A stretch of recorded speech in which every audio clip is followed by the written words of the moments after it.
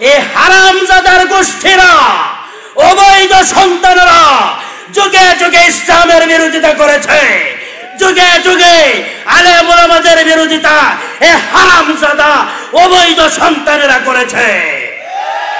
পরিষ্কার মনে রাখবেন, এখনো যারা বাংলার চৌহদ্দির ভিতরে ওলামায়ে কেরামের ইজ্জত নিয়ে চিনিমিনি খেলে, এদের জন্য বৈধভাবে হয় নাই। 100% আল্লাহর কোরআন হাতে নিয়ে বলছে, এই কোরআন বলে দিয়েছে উতুল্লিম বাদা যালিকা জানিম। যারা আল্লাহকে নিয়ে কটূক্তি করে, কোরআনকে নিয়ে কটূক্তি করে, রাসূলকে নিয়ে কটূক্তি করে, সর্বোপরি নবীর ওয়ারিস ওলামায়ে কেরামকে নিয়ে কটূক্তি করে, নিঃসন্দেহে সূরা কলম জানিয়ে দিয়েছে তাদের জন্য সমস্যা। পরিষ্কার কথা, মুসলিম জাতিকে আজকে মনে রাখতে হবে, যে মূর্তি ভাঙ্গার দেয়, যে মূর্তি ভাঙ্গার শাস্তি স্বরূপ মুসলমানদের জাতির পিতা ইব্রাহিম আলাইহিস সালামকে আগুনে নিক্ষিপ্ত করা হয়েছিল, কিন্তু আল্লাহ পাক ডাইরেক্ট মদদ দিয়ে, সাহায্য দিয়ে প্রজ্বলিত আগুনের ভিতরে তাকে সুস্থ সালামতে রেখেছিলেন। আজও সেই নমরুদের গোষ্ঠীকে বলে দিতে চাই, মূর্তি ভাঙ্গার দায়ে যদি কোন আলেমের উপরে জুলুম নির্যাতন করা হয়, কোন আলেমকে ফাঁসির কাষ্ঠেও ঝুলানো হয়, এই পৃথিবীতে মূর্তি আস্থা থাকবে না। ইব্রাহিমের সন্তানেরা মূর্তি ভেঙ্গে করে চুরমার করে দেবে। বাংলাদেশ মূর্তির দেশ না মসজিদের দেশ?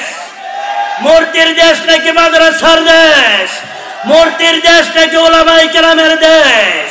পরিষ্কার বুঝে নিতে হবে।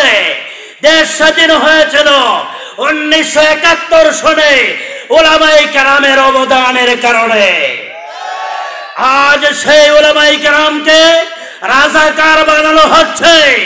সেই ওলামায়ে কেরামকে মিথ্যা মামলা দিয়ে যারা ওলামায়ে কেরামের কণ্ঠকে চেপে ধরতে চায়, যারা মনে করে মিথ্যা মামলা দিয়ে ওলামায়ে কেরামের আওয়াজকে স্তব্ধ করে দিবে, তাদেরকে মনে করে দিতে চাই নমরুদ নাই, ইসলাম পৃথিবীতে আছে। আবু জাহেল নাই, ইসলাম পৃথিবীতে আছে। ফেরাউন নাই, ইসলাম পৃথিবীতে আছে। শুধু আছে তাই নয়, আগের থেকে বেশি গুণ পাওয়ারফুল অবস্থায় আছে। বিশ্ব মিডিয়াগুলো বলছে, জাতিসংঘ বলছে, আগামী 70 বছর পরে এই পৃথিবীতে, তাম দুনিয়াতে সব থেকে বেশি পরিমাণ যেই সংখ্যা হবে সেটা হলো মুসলমানদের। তাম দুনিয়াতে, তাম বাংলাদেশে, টেকনাফ থেকে তেতুলিয়া পর্যন্ত আজকে ইসলামের জয়গান চলছে। ইসলামের বিজয় মুসলমানদের অতি সন্নিকটে। তবে মনে রাখতে হবে, কোন বাতিল শক্তি, অপশক্তি, পরাশক্তি, রাষ্ট্রীয় শক্তি, বিজাতি শক্তি যদি মনে করে মুসলমানদেরকে দমিয়ে দিবে, ইসলামকে উৎখাত করে দিবে, তাদেরকে মনে রাখতে হবে ইসলাম এমন এক পেট্রোলের নাম, ইসলাম এমন এক আগুনের নাম, যেখানে পেট্রোল ঢাললে আগুন নিবে না, বরং আগুনের পাওয়ার আরো বেড়ে যায়। ইসলামের পাওয়ার বাড়ছে না কমছে? মুসলমানদের সংখ্যা বাড়ছে না কমছে? মাদ্রাসার সংখ্যা বাড়ছে না কমছে? মসজিদের সংখ্যা বাড়ছে না কমছে? সব বাড়ছে। এরপরেও যারা রাত্রে ঘুমিয়ে ঘুমিয়ে স্বপ্ন দেখে বাংলাদেশ শাহজালালের দেশ, এই দেশ হাফিজের দেশ, এই দেশ শামসুল হক ফরিদপুরের দেশ, এই দেশ শাইখুল ইসলাম আল্লামা মুর্শিদের দেশ, এই দেশ শাইখুল হাদিস আল্লামা আজিজুল হকের দেশ, এই দেশ মুজাহিদে মিল্লত মুফতি ফজলুল হক আমিনের দেশ, এই দেশ আল্লামা জুনায়েদ বাবনগরীর দেশ, এই দেশ চরমনাই পীরের দেশ, এই দেশ আল্লামা মামুনুল হকের দেশে। যারা মনে করে ইসলামকে গলা টিপে হত্যা করে দিবে, তাদের উদ্দেশ্যে পরিষ্কার আজকে বলে দিব, তোমরা থাকবে না, এই দেশে ইসলাম এবং মুসলমানই থাকবে। বাংলাদেশে বর্তমানে 3 লক্ষের উপরে মসজিদ, আলহামদুলিল্লাহ বলে। কত লক্ষের উপরে? 3 লক্ষের উপরে গির্জা নাই। 3 লক্ষের উপরে খ্রিস্টানের সংখ্যা গুনলেও হবে না।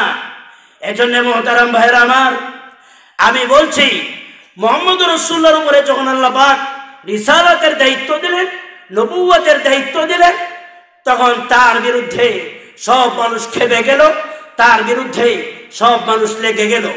আজকে আপনাদেরকে যে কথাটা বুঝাবো সেটা হলো, নবীজি দুনিয়াতে আছে না ইন্তেকাল করেছেন?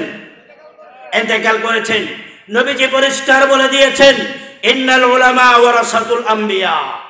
আমি নবী চলে গেলাম, আমি থাকবো না, কিন্তু আমার ওয়ারিস, আমার এই কুরসি, আমার এই মিম্বর যারা দখল করবে তাদেরকে দায়িত্ব দিয়ে গেলাম, তারা হলো উম্মতের উলামায়ে কেরাম।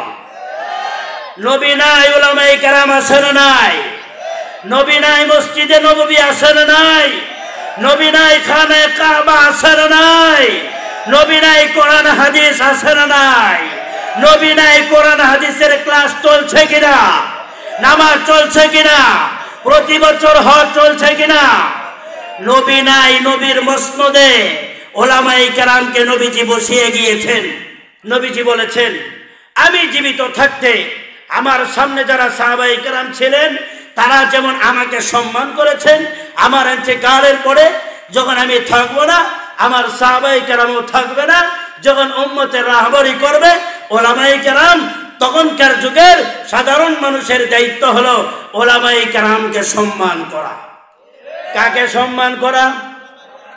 ইমাম আবু হানিফার নাম আপনারা শুনছেন? ইমাম আবু হানিফা রহমাতুল্লাহি আলাইহি, তার একটা ফতোয়া বোর্ড ছিল, যেখান থেকে তিনি ফতোয়া দিতেন। সেই ফতোয়া বোর্ডের অন্যতম সদস্য ছিলেন ইমাম আহমদ বিন হাম্বল রহমাতুল্লাহি আলাইহি সহ অনেক উলামায়ে কেরাম। বিকালবেলায় তারা ফতোয়া নিয়ে গবেষণা করছেন। এমন সময় কয়েকটা যুবক ছেলে মাঠে ফুটবল খেলতেছে। কি খেলতেছে? বল খেলতেছে। তো বল তো এক জায়গায় থাকে না, নির্দিষ্ট সীমারেখার ভিতরে থাকে না, এদিক সেদিক চলে যায় না, অনেক সময় এদিক সেদিক চলে যায়। তো বলটা এসে ইমাম আবু হানিফা রহমাতুল্লাহি আলাইহি যেখানে বসা, ঠিক ওখানে চলে আসলো। কোন ছেলে সাহস করতেছে না যে বলটা গিয়ে আনবে। এমন সময় একটা ছেলে উলঙ্গ হয়ে ইমামে আজম আবু হানিফার সামনে থেকে বলটাকে নিয়ে আসলো। এই সময় ইমামে আজম আবু হানিফা ফতোয়া দিলেন যে এই ছেলেটার জন্মে সমস্যা আছে। কোন জায়গায় সমস্যা? আরে কথা হয় না কেন? জন্মের সমস্যা। এটা কি ছোট মোটো কোনো সমস্যা না বড় ধরনের সমস্যা? বড় ধরনের সমস্যা। আজও বাংলাদেশে যত মানুষ জন্মগ্রহণ করে, আপনারা কি মনে করেন সব মানুষ বৈধভাবে জন্মগ্রহণ করে, না অবৈধ কিছু হারামজাদাও আছে? এই হারামজাদার গোষ্ঠীরা, অবৈধ সন্তানরা যুগে যুগে ইসলামের বিরোধিতা করেছে, যুগে যুগে আলেম ওলামাদের বিরোধিতা এই হারামজাদা অবৈধ সন্তানেরা করেছে। পরিষ্কার মনে রাখবেন, এখনো যারা বাংলার ৭৪-র ভিতরে উলামায়ে কেরামের ইজ্জত নিয়ে চিনিমিনি খেলে, এদের জন্য বৈধভাবে হয় নাই। 100% আল্লাহর কোরআন হাতে নিয়ে বলছে, এই কোরআন বলে দিয়েছে উতুল্লিম বাদা যালিকা জানিম। যারা আল্লাহকে নিয়ে কটূক্তি করে, কোরআনকে নিয়ে কটূক্তি করে, রাসূলকে নিয়ে কটূক্তি করে, সর্বোপরি নবীর ওয়ারিস উলামায়ে কেরামকে নিয়ে কটূক্তি করে, নিঃসন্দেহে সূরা কলম জানিয়ে দিয়েছে তাদের জন্মে সমস্যা।